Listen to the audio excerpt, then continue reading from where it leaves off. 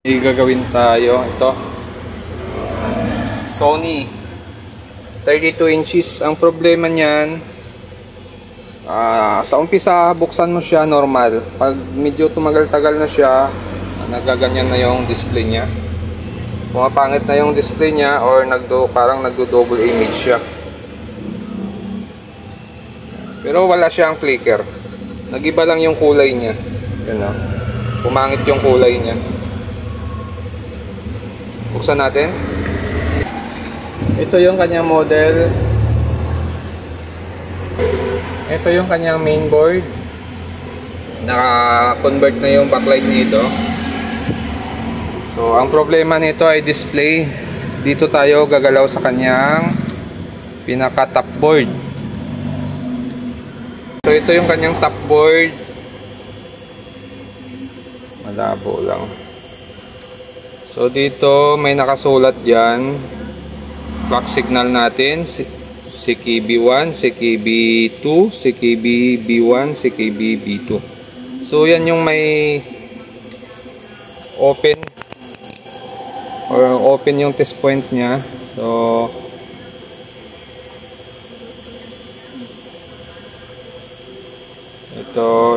ito yung BCST natin, tapos yung sunod CKB-B2, CKB-B1, CKB-2, CKB-B1, CKB-1, tapos ito Bcom. So try muna natin dito mag-cut. Cut natin dito dahil display ang problem nito. Cut na natin tong apat. 1, 2, 3, 4. Yan o, parang sa kagaya lang din sa China na panel, ano yung gamit ng Samsung. Yun, cut natin yung apat dito. Tatry natin kung magno-normal yung display nito. Minsan naman hindi nagno-normal. Sakit ng Sony yan. Minsan nagno-normal, minsan hindi.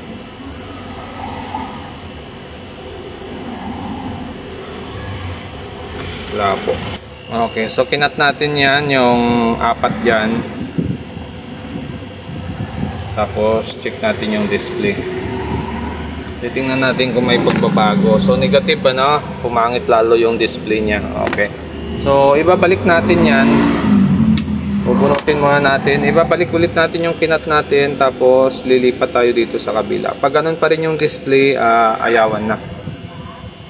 Okay, so ito yung una nating cutting. Bali, apat yan. Binalik ulit natin. Tapos lumipat tayo dito sa kabila. Yan, so nag-cut tayo ulit dito sa kabila. Yung CKB1, CKB2, CKB-B1, CKB-B2. Yan, so kinat natin yan. Ito 1, 2, 3, 4. Yan, bali apat na circuit na yan, kinat natin. Pero itong sa gitna, tigdadalawa yan eh. So, pag dito ka magbilang, bali 6 na circuit. Okay, so susundan nyo lang kung ano yung data dito sa kabila, kagaya nito. Yung nasa loob na side natin ay yung CKB B2, no? So, ganun din yan dito.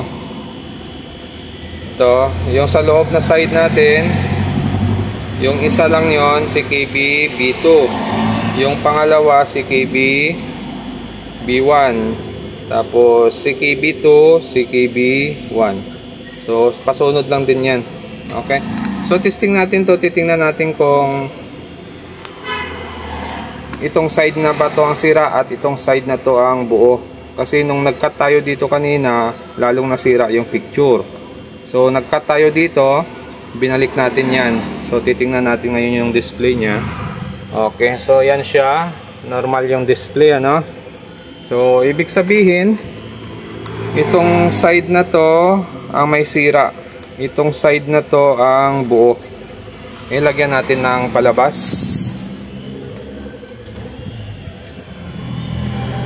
Video saka audio. Yan. So makikita natin dito normal yung display. Yan. Okay ang display niya. So sa mga ganitong problema ng Sony, may mga ganitong problema na hindi tumatagal, mayroon ding tumatagal. So paswertihan na lang, depende na lang doon sa sira ng ating glass kung tatagal pa ba siya or hindi na.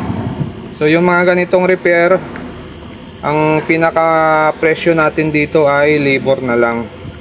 Wala na tayong parts ditong idadagdag, labor lang. Saka dapat bago mong gawin yung ganitong problema ay alam mo na ng may-ari na pwedeng hindi tumagal yung unit niya, pwedeng tumagal. So kung papayag siyang gawin, gagawin natin. Pero pag ayaw na niyang ipagawa, so wag na natin gawin. Okay? So okay na ito.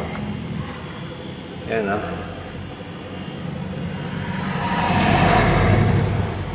Okay na yung display niya. Okay?